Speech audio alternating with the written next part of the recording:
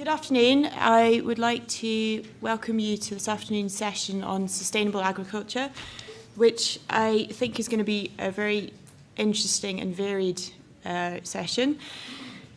A few housekeeping things just to mention first of all. Can I just remind everybody, if you have got a mobile phone, that you switch it off or onto silent. Secondly, that if you do wish to swap between sessions, that's fine, but please try not to make too much disturbance as you go. We'll try and keep as much time as we can, and we'll try and ensure that we've got time for questions after each speaker. So without more ado, I'm going to introduce the first speaker this afternoon, which is Dr. Jude Kappa. Some of you, I'm sure, have heard Jude speak before. She has a background in livestock production, primarily dairy. She's worked in both Cornell and in Washington State as a postdoc and then as a lecturer, and now she's working back in the UK as an independent consultant. So I'd like to welcome Jude Kappa.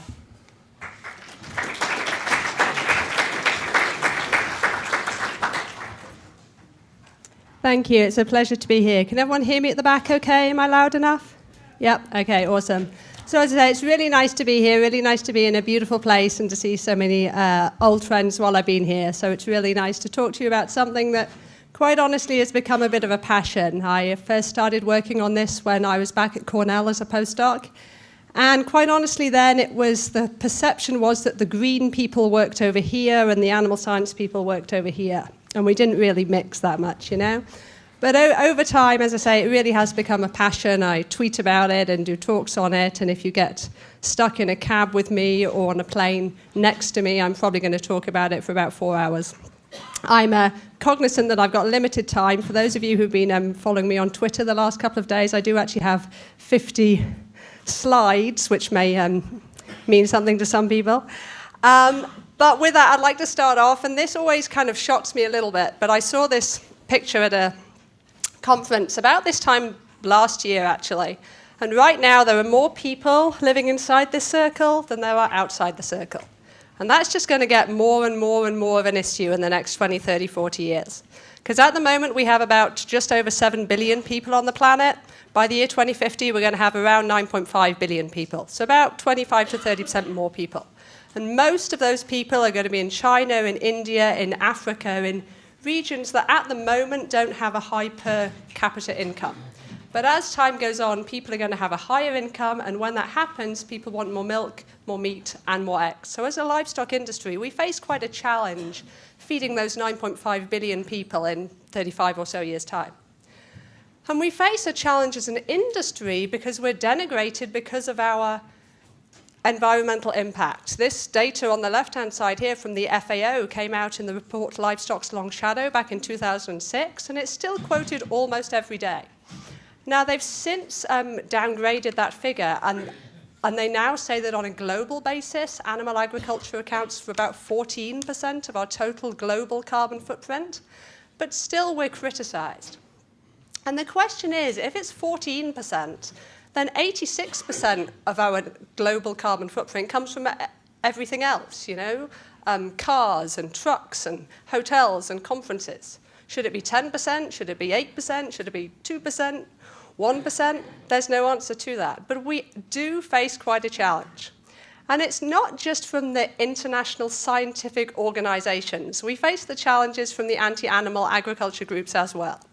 These guys have a lot of support, they have a lot of cash, they understand that a picture of Pamela Anderson in a bikini gets potentially more coverage than images from the national or the global scientific organizations.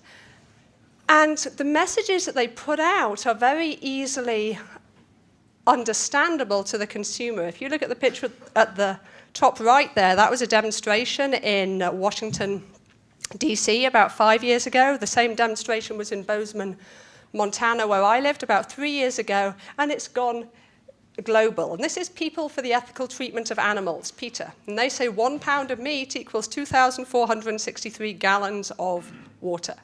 The fact that that figure is about 6 times too high doesn't get corrected, doesn't get publicized. But to the 98% or so of people who have no background in animal agriculture, these messages are really, really powerful.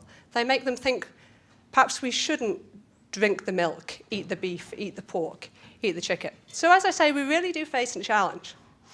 Now, in the States, and this is absolutely true, in the States, the carbon footprint per cow on a daily basis has doubled over time. This is some work we published back in 2009 now, comparing the dairy industry in the States in 1944 compared to 2007. So it is absolutely true that over those 63 years, the carbon footprint per cow per day doubled. So from a dairy industry point of view, that looks bad, right? We have bigger farms, bigger cows, they eat more, they belch more carbon per cow per day. But I'm going to move away from cows just a second to talk about vehicles, because we've got to take into account productivity and efficiency. So I'm going to ask you a question, which is always difficult after lunch, obviously, but we're just comparing two vehicles, Vehicle 1 and Vehicle 2. My question to you in about 3 slides' time is going to be which has the higher carbon footprint. Because they both travel for the same distance, 563 kilometers. But Vehicle 1 uses 265 litres of fuel. Vehicle 2 uses 38. So in terms of fuel efficiency, Vehicle 1 gets 2.1 kilometers per litre. Vehicle 2 gets 14.8. Based on what I've told you there, which has the higher carbon footprint? Vehicle 1 or Vehicle 2?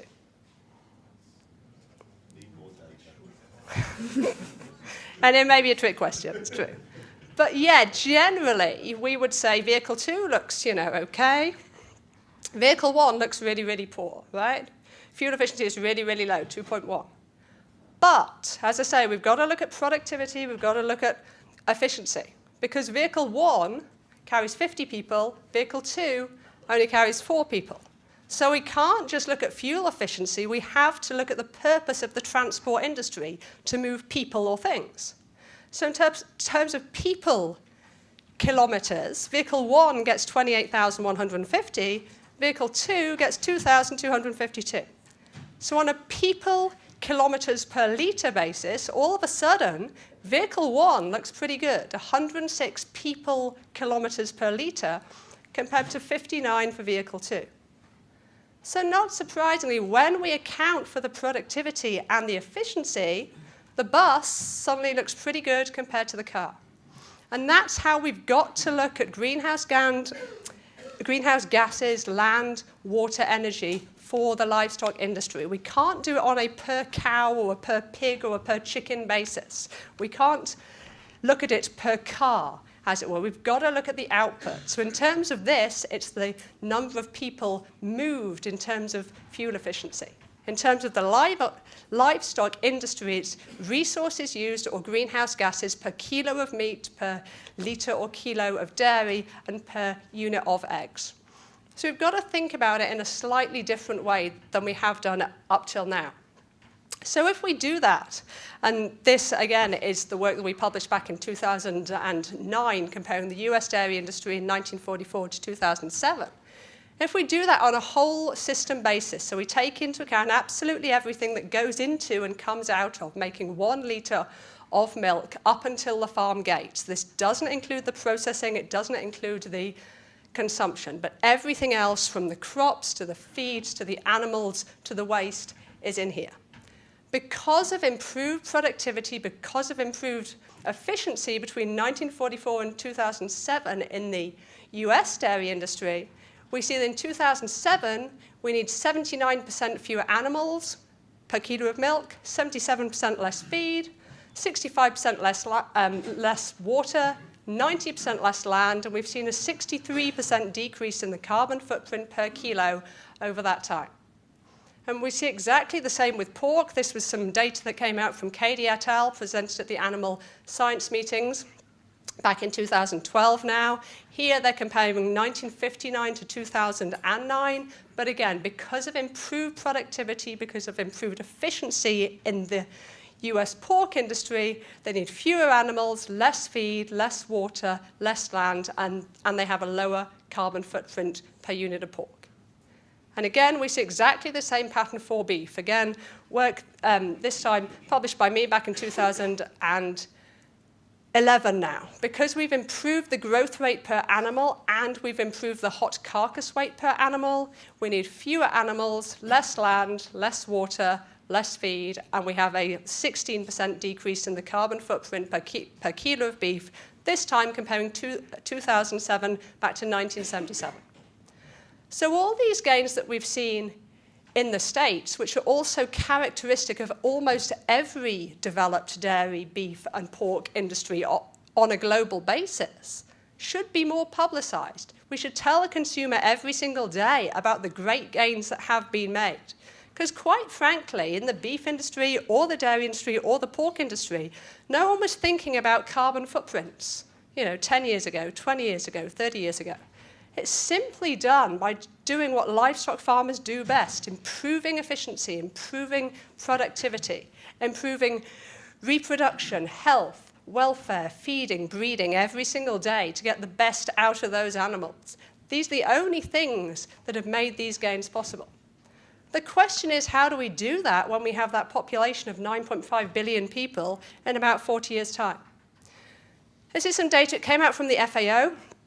Back in 2013 now, and we need 60% more food to feed that 25 to 30% more people by the year 2050. And as I said, that's because all of those people who now have a relatively low income per capita want more milk, more meat, and more eggs as they have that higher income. So to achieve that 60% increase, according to the FAO, about 20% of it can come from putting into farming land which isn't used for agriculture at the moment. About 10% comes from improving cropping yields, but about 70% comes from the implementation of new or existing technology that is currently underutilized, which can be anything from improving health to lameness to mastitis, reproduction, feeding, processing, any of these things that improve productivity and improve efficiency every single day. So to give you an example from the dairy industry, if we have a management practice, a technology, a system that improves cow milk yield by 4.5 kilos of milk per cow per day. In this example, the tool that we used was RBST, recombinant bovine somatotropin. But anything that gives us an increase of 4.5 kilos of milk per cow per day means that in total we need fewer animals, so the herd body weight comes down by 10%. We need 7% less feed, 10% less water, 6% less land, and we have an 8% decrease in the carbon footprint per kilo or litre of milk. Again, by doing nothing but improving productivity and efficiency. Now, obviously, on the beef side, if we... sorry, I'm going too fast. We've also got to think about it not just in terms of the resource use, but we've also got to think about the economics and the social impacts, because those are those three really important components: social, economic, environmental. So in this instance, and I'm a total data nerd, so I did the calculation. In the States, if we get an extra 4.5 kilos of milk per day for an entire lactation, that amount of extra milk will supply 31 kids with their milk at school lunch for an entire year. And that's particularly important in the world that we're in at the moment, where 1 in 9 kids on a global basis doesn't have enough food. And for some children, milk or meat or eggs at lunch is the only guaranteed source of high-quality animal protein that they're guaranteed to get on a daily basis. I believe that if we can feed more children on a global basis with safe, affordable animal proteins, we're going to do really well in 40 years' time in terms of feeding those 9.5 billion people. But as I say, if we move onto beef here, I'm now going to talk about beta agonists and implants. Beta agonists approved in several countries globally. Implants also approved, not currently used in the EU, although what will happen in Britain after this Brexit thing, I don't know. That's open to much debate and not something I should go into, otherwise we'll be here all day. But any technology that improves productivity, that improves efficiency. So in this case, and I apologize, this is in pounds, not kilos, but the hot carcass weight per animal improves if we add a beta agonist by 33 pounds, if we add an implant by £76, and if we add both of those technologies by £109. And if you have your phone there, if you divide those numbers by 2.20462, that'll give you the kilos, because as I say, I'm a data nerd. What it also does, as we add in the technologies that improve productivity, it cuts the total days. So compared to no technologies, which is the black bar, if we add in a implant, we cut the total days from birth to slaughter by 26 days. So what that means is, if you look at the numbers at the top, because we've improved carcass weight and cut the total days to raise an individual animal from birth to slaughter, we need fewer total animals to maintain the same amount of beef on an annual basis. So in the States, that's about 11.8 billion kilos of beef per year. So any technology, any tool that gives us these gains will cut the resources as well, and have a positive impact on the economic costs. Because as I said earlier, we have to think about the resources, the economics, and the social impacts. So in terms of feed costs, which in beef in the States account for about 70% of the total variable costs, as you see, again, they come down if we add in a beta agonist by 18 cents per kilo of beef. If we add in implants, it comes down by 36 cents per kilo of beef, and if we add in both technologies, it comes down by 48 cents per kilo. So we see that economic benefit as well, which can then be passed on to the consumer. On a per carcass weight basis, so per 800-pound carcass or 363 kilo carcass basis, we save 3.8 tons of feed, 0.4 of a hectare of land, and 86,000 litres of water if we add in a beta agonist in the feedlot and if we use implants from about the age of 12 months old in the growing animal. And what that also does overall, if we include, as I say, everything that goes into and everything that comes out of making 1 kilo of beef, we see a 10.7% reduction in the total carbon footprint per kilo of beef.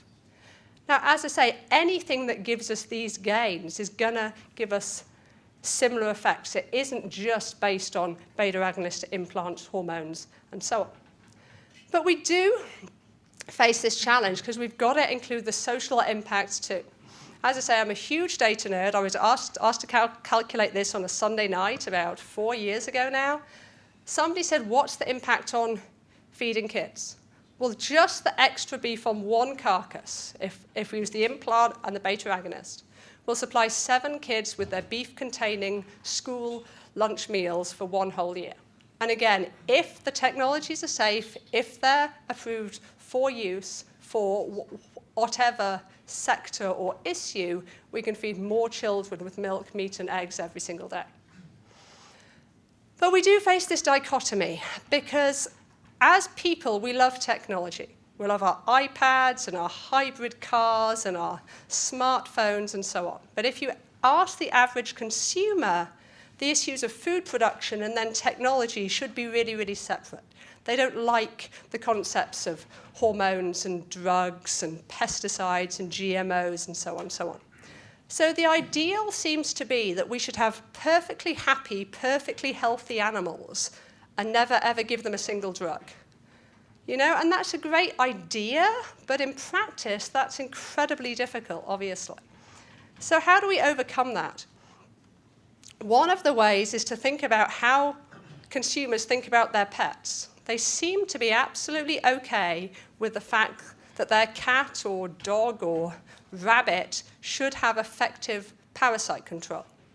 Why should that not be extended to cattle, to sheep, to pigs, to chickens? If we take it away, we see negative impacts in terms of productivity and efficiency. Again, this is on a whole system basis, data we published about 4 years ago now in the States. If we take away effective endoparasite control, we see a cut in pregnancy rate from 91% average down to 81%. We see a cut in calf weaning weight from 248 kilos to 227, so about a 10% reduction. And our average daily gain goes from 1.31 kilos per day down to 1.1, so a 0.21 kilos per day loss in terms of average daily gain all the way through from birth to slaughter. So what that means is, and in this graph, the endoparasite control is here. If we take it out, then we need more animals, 18% more animals per kilo of beef, 16% more land per kilo of beef, 15% more water per kilo of beef. Greenhouse gas emissions per kilo go up by 13%, and the economic cost goes up by 12%. That cost has to be passed on to the consumer every single day. And if it keeps going up and up and up, then soon beef or pork or cheese or dairy comes off the menu very quickly in favour of cheaper foods. Again, we've got to think about the social impacts too. Dated it, I calculated it. If we have an average 40-cow herd, now in the States, the cow-calf operation, which is basically equivalent to the suckler cow operation over here, the average herd size is only 40 cows. The extra beef in a 40-cow herd from effective endoparasite control will supply 19 families with their annual beef demand. Again, we're feeding more people and we're keeping the cattle healthy and well cared for every single day, something that the consumer should really be concerned about. We have to help them understand better why we do what we do on farm every single day. So globally, and this was a quote from the OIE, globally we lose about 20% of our animal protein. And that's almost always because of some disease, some issue that we do have treatments for. They just haven't been approved, or they simply don't get to the producers in that region.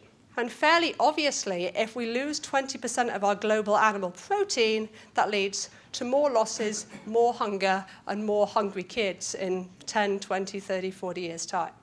So as I say, we do face this challenge, but it's not just about technology. Let's think about the ideal of every beef cow on the planet having a calf every single year. In the States, at the moment, an average of 90% of beef cows have a calf every year. In Brazil, Argentina, Chile, Northern Australia, South Africa, only 60% of cows have a calf every single year.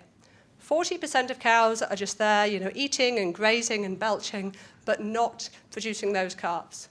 Possibly one of the biggest things we could do globally as a beef industry is to help ensure that every beef cow has a calf every single year. In terms of the carbon footprint, if we go from 60% of cows in Brazil having a calf every year to 100%, that would cut the carbon emissions by 46% per kilo of beef.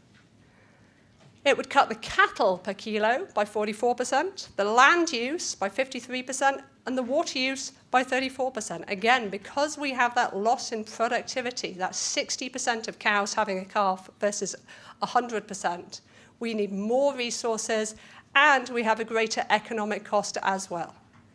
Going from 90% to 100% takes off that 5.5% increase in economic cost per kilo. But if we go from 60% to 100, that takes off 58% economic cost to produce that beef. Now, obviously, having every cow having a calf every year is a big ask. That isn't just a simple, easy thing. But the point is, it isn't just about technologies. It's anything that we can do on any operation, large or small, natural, organic, intensive, extensive, to improve productivity. We'll see gains in terms of resource use per kilo of milk or meat, and in terms of economic cost and feeding more people. So let's say we don't go as far as 100%, but we go to 90%. If 90% of cows in Brazil had a calf every year, their beef production would increase by 49%. And in fact, the US production is this orange line here for 2015. Brazil would be the biggest beef producer in the world very, very, very quickly if we just improved the percentage of cows having a calf every year. So anything that any of you can do on a daily, weekly, annual basis to improve that is going to have benefits for the global beef industry in terms of feeding all of those 9.5 billion people. What we have to remember and understand, and for those of you who have noticed this perhaps, because I'm also a data nerd but also a little bit OCD, the pictures here are in alphabetical order from apples to zucchini. But every single food we eat, whether it's a fish finger or a cheeseburger or a cupcake, everything has some impact on the environment. It's not just meat and dairy and pork. They all need some quantity of land, water, greenhouse gases, energy, processing, transport. And we have to bear that in mind, because there are lots of groups out there saying, it's very simple, save the planet. Don't eat the beef, don't eat the dairy. This was some data that came out from the Environmental Working Group, came out back in 2011 now. And they did a fairly detailed analysis of the data. But it's like anything. If the underlying assumptions that you put in are wrong, then the output that you get out is going to be very, very wrong. And I would particularly argue with this line here that assumes that lamb has a carbon footprint per kilo about half more than beef. I mean, I simply don't believe from a biological point of view that can possibly be true. But again, this has been publicized all over the place. The basis being you should drink the milk and eat the lentils and the tofu, possibly the eggs. Don't eat the beef, don't eat the dairy. But we've got to take the nutritional value of all of these various things into account. Up till now, almost all of the focus has been on carbon emissions per kilo of beef, kilo of lamb, kilo of dairy.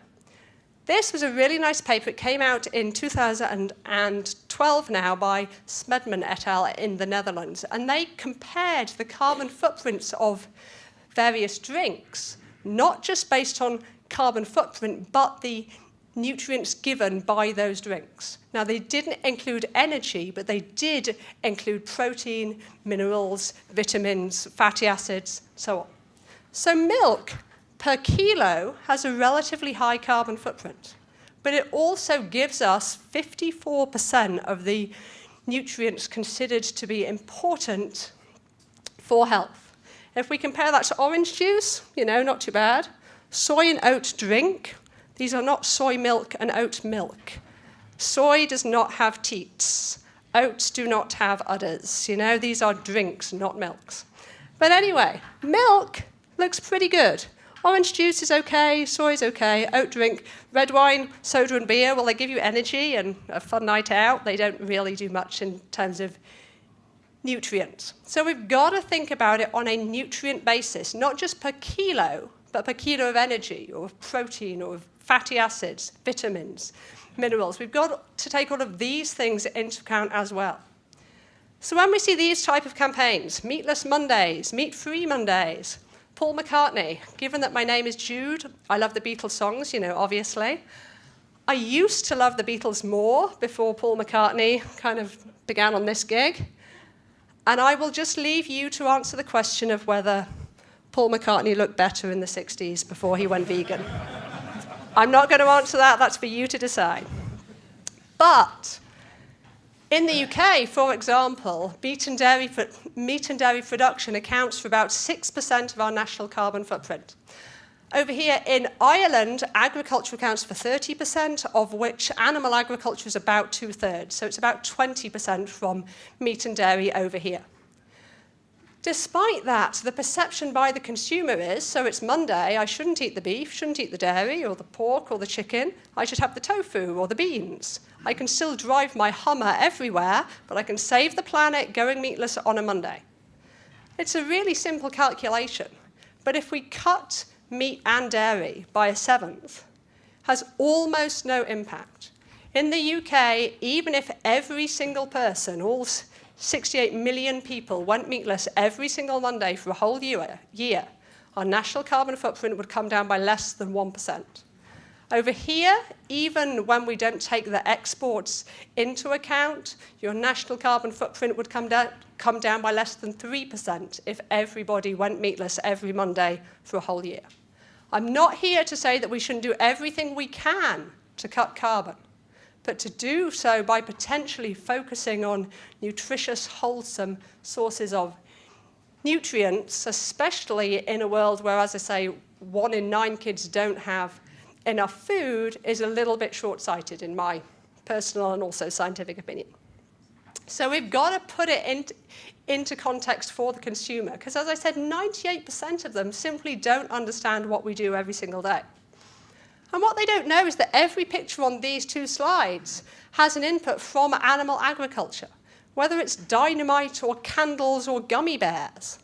What would be the cost of sourcing all of these things in terms of energy, land, water, greenhouse gases if we didn't have those inputs from the cattle industry? And furthermore, what would we do with all of these things if we didn't have a cattle industry? What would we do with sugar beet pulp or peanut meal or cottonseed meal globally if we didn't have cattle to feed them to and to recycle them into animal protein every single day? The increase in carbon emissions would be huge instantly if all of these went into landfill. So what would be that impact? Well, we're talking about byproducts. Let's think about feed efficiency. We see adverts like these implying that beef and dairy are bad because they have a relatively high feed efficiency per unit of output. I saw a press release from the University of Iowa, this is going back about 3 or 4 years ago now, that claimed that beef had a feed efficiency of 60 pounds of feed per pound of output, which is, obviously completely crazy. But the figures are publicized out there every day. Now, this is a really nice paper. It came out from Wilkinson back in 2011 now, and he was looking at redefining feed efficiency. So on a traditional feed efficiency basis, it looks like this. Dairy looks pretty good, 1.1 kilos of feed input per kilo of feed output.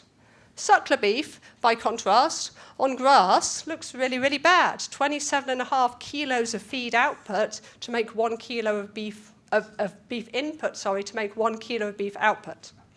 Cereal beef, just under 8, pork 3.6, poultry and eggs around 2. So you can see why, to those who don't have a background in animal agriculture, they go, if we're concerned about animal feed competing with human food, we shouldn't be eating beef, but we should perhaps be eating poultry, eggs, and dairy. That makes perfect sense.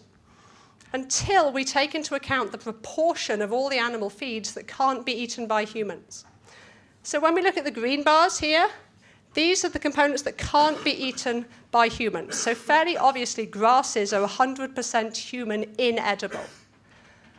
Cereals and pulses and soybean are about 80% edible by humans. Oilseed byproducts, cereal byproducts, and others are about 20% edible. So rather than just looking at the total amount of feed going in and the total amount of milk, meat, and eggs coming out, we have to look at the amount of human edible energy or protein going in as feed and human edible energy or protein coming out as milk, meat, and eggs. And as I say, we get a very different picture. Because dairy and suckler beef actually give out more human edible protein than they ever take in. There is no way that dairy and suckler beef compete for food or feed with humans. They give out more human edible protein than they ever take in. In contrast to earlier, cereal beef earlier was about 7.8. It's now down to 3, similar to pork. Simply because the pork and poultry industries are heavily dependent on corn and soy, whereas the beef industry still has a firm foundation in terms of grazed grass for the cows, the heifers, the bulls, and so on. So we've got to look at it not just on a mass basis, but both on the basis of the energy and protein in that food, and then in the feed or the inputs that they give to the animals as well. We've got to look at it on a bigger picture basis when we look at agricultural sustainability. So when we have questions from consumers, and I spend a lot of time tweeting, and believe me, tweeting in some ways is the most pointless thing you can ever do with your life, because you have 140 characters to make your point, and you're often arguing, or I'm often arguing with people with very, very fixed views, and I will spend 5 hours arguing that black is white and beef is good and dairy is good and they are diehard vegans, and it all gets a little bit nasty. But I like to console myself that out of any consumer population, there's a huge mass here who have a lot of questions and simply want to know more information. They want more answers. there are always the people who have a fixed positive view or a fixed negative view. And we can't convince those people. I, with the best will in the world, can't convince the die-hard vegan that eating beef is a positive thing. That's never going to happen. But I can try to convince all of these people seeing the tweets or the Facebook posts or the LinkedIn blog post that actually, if you have questions, ask all of us the questions, and they're positive things to ask about, and understand better where your food comes from. Because that becomes such an important component moving forwards. And we've got to share our values. We all have similar values in terms of caring for our kids, for the animals, for a planet, and having safe, affordable food. We care about environmental issues, economic issues, social issues, and animal welfare. But we've got to help the consumer understand that, because too often they have the image that the livestock industry is about profit and intensive big farms and bad welfare and factories, whereas I am proud to say I've never met any farmer who didn't care about their animals. Perhaps they weren't the best farmer in the world, but almost every farmer I've ever met has cared about their animals and cared about making safe, affordable milk and meat for their customers. I was really, really honored to have an article in the Wall Street Journal. It came out about 12 months ago now. They asked me to do this op-ed debating a guy from the environmental working group. So I was basically talking about the cut in resources per kilo of beef over time and why I consider feedlot beef to be a positive thing. He was very much on the beef is bad side, fairly obviously. So we sent our op-eds in, and then they were edited, and then they asked some questions, and then they were edited again. But my main, most important point out of all of the data and all of the science and all of the 10% cuts and 12% cuts and so on that I included was the first sentence right here. Because I wanted everyone who read this article to understand that I have a child too. And therefore I care about feeding her safe, affordable beef every single day. Because most of the people who read these type of articles, they're bankers or lawyers or accountants or finance people. They don't understand animal agriculture, but they also have kids or grandkids. So if we share that common bond, if we say we as an animal health population, we care about our kids too, and our pets and our cattle and horses and sheep, and we understand your concerns, we can begin far better that conversation with the consumer, rather than just beginning with science, science, science, fact, fact, fact, and not having that common bond. So we have to share our values in any conversation that we have with the consumer. So who do they trust? Well, I saw this data about, 4 years ago now, maybe 2 years ago now. And it made me really, really pleased, because I saw this first line. 2/3 of consumers trust their friends and family. And I thought that was really awesome. Then I realized that means 1/3 of consumers don't trust their friends and family. I looked at my friends and family, it made absolute perfect sense. I totally get that. But that means 2/3 of us trust our friends and our family for information. So on things like Facebook and Twitter and in conversations at the grocery store or in school or in church, we can influence people simply by being their friends, their family, and being a good, knowledgeable source of information. So we have a real opportunity to educate thousands of people out there. Second to that, 60% of consumers trust farmers for information. And again, it's simply because they are farmers. No other difference. Simply because they farm, they must be a trustworthy source of information about food. They also trust doctors. In the States, they trust the government, which is interesting. And less than half of them trust food retailers. So that means that as people with friends and family, or most of us have friends and family, I'm kind of hoping, and who work in agriculture or allied industries, and vets, I should point out, come in at about here in terms of trustworthiness. we have a huge impact potential for saying, look, this is the information, this is the data, help me help you to understand better. I've been preaching the values of Facebook and Twitter and LinkedIn for what seems like years now. But I put this picture up on Facebook about, 2.5 years ago now, probably. And effectively, it says almost nothing, you know? A state with 1.5 beef cows per person. When I posted this, I lived in Bozeman, Montana. And in the whole state, there were 1 million people and 1.5 million beef cows. So it was a fabulous place to live. Producing enough beef to feed 13.2 million people every single year. You know, it's a big beef state, obviously. This got shared by over 300 people in 24 hours. And because the average Facebook person has apparently about 250 friends, potentially this was seen by, 75,000 people in 24 hours? And all of those people are the friends or the families or the colleagues or the classmates of the people who shared it in the first place. So therefore, by definition, they are more trustworthy than a blog or an article or a news program.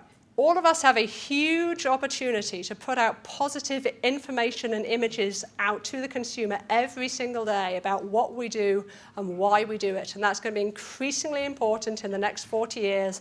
As I say, we've got those 9.5 million people. We have to feed them all, and we have to improve in order to do that. So with that, I'd like to thank you very much.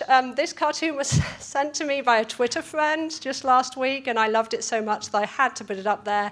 It is not targeted at anybody in the audience. I would like to promise that.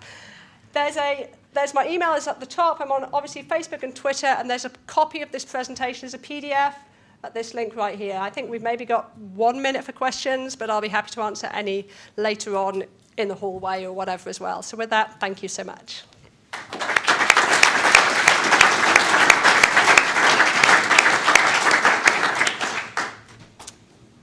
Thanks very much, Jude. That was a really excellent and very thought-provoking talk. We have got 1 minute for a long-winded, self-indulgent question. If anybody is willing to volunteer. Or for a short, concise, fabulous question that I've got the answer to. That's good too. Yes. If you just wait for the microphone and then just say where you are from and who you are.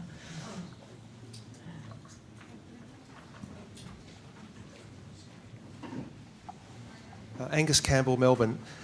Is there a line to draw between using a ruminant to convert inedible food into something for people and intensifying to the point where you are actually diverting cereals that could be eaten by people and that sort of thing, do you reckon? Absolutely. I was on a farm, 4 or 5 years ago now, and they literally fed nothing but byproducts. I mean, they were right next to a fruit and vegetable farm, and so they fed onions and apples and pea silage and byproducts like every single day. I believe that the more we can do that, the better, and I think some of our byproducts are currently underused. I can't provide science for this, but I would also venture to say in some cases we would be better off feeding byproducts to animals than putting them into energy, or growing corn for ethanol in the States, for example, as opposed to either byproducts for ethanol or other foods for humans or feeds for animals. There is definitely a line. Where that line falls depends on the area, the region, the climate, the price. But as we go forwards, we're going to use more byproducts, I should hope, and less potentially human edible food as feeds for animals. Thank you. Okay, one more very quick question. Just here. Are you fighting over the microphone?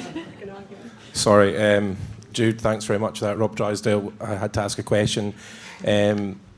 Self-indulgent, of course. Greenhouse gases across the globe, there's no standardisation for this.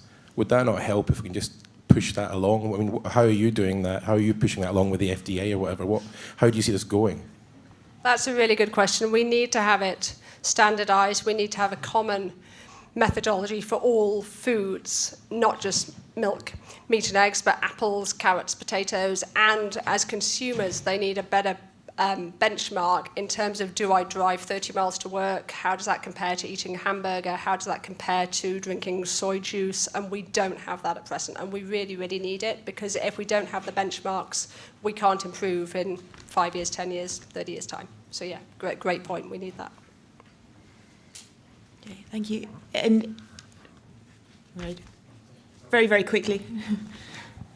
I'd like to make one facetious comment. It's only suburban buses during rush hour that ever travel full. Yes, absolutely, good point. Car sharing would also help, but yeah, thank you, good point.